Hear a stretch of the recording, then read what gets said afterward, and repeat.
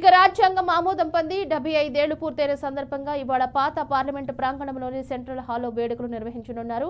రాష్ట్రపతి ద్రౌపది ముర్ము నేతృత్వంలో జరగనున్న ఈ కార్యక్రమంలో లోక్సభ, రాజ్యసభ సభ్యులందరూ పాల్గొంటారు.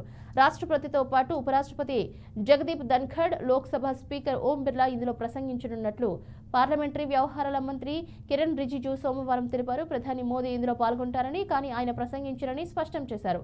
అంతకుముందు పార్లమెంటు ఉభయ సభల్లోని ప్రతిపక్ష నేతలను కూడా ఆ కార్యక్రమంలో మాట్లాడే అవకాశం ఇవ్వాలంటూ ఇండియా కూటమి పార్టీల నేతలు ఓం బిర్లాకు లేఖ రాశారు. उनके अधिकारों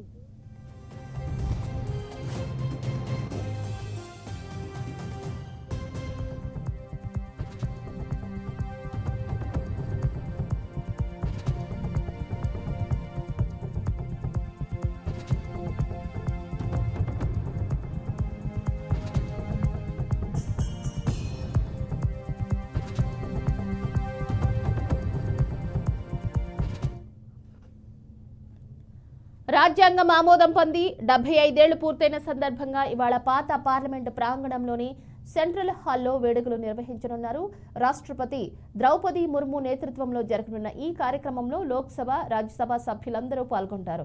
రాష్ట్రపతితో పాటు ఉపరాష్ట్రపతి జగదీష్ ధన్ఖడ్, లోక్సభ స్పీకర్ ఓం బిర్లా ఇందులో ప్రసంగించనున్నట్లు పార్లమెంటరీ వ్యవహారాల మంత్రి కిరణ్ రిజిజు సోమవారం తెలిపారు. ప్రధాని మోదీ ఇందులో పాల్గొంటారని, కానీ ఆయన ప్రసంగించరని స్పష్టం చేశారు. అంతకుముందు పార్లమెంటు ఉభయ సభల్లోని ప్రతిపక్ష నేతలకు కూడా ఈ కార్యక్రమంలో మాట్లాడే అవకాశం ఇవ్వాలంటూ ఇండియా కూటమి పార్టీల నేతలు ఓం బిర్లాకు లేఖ రాశారు.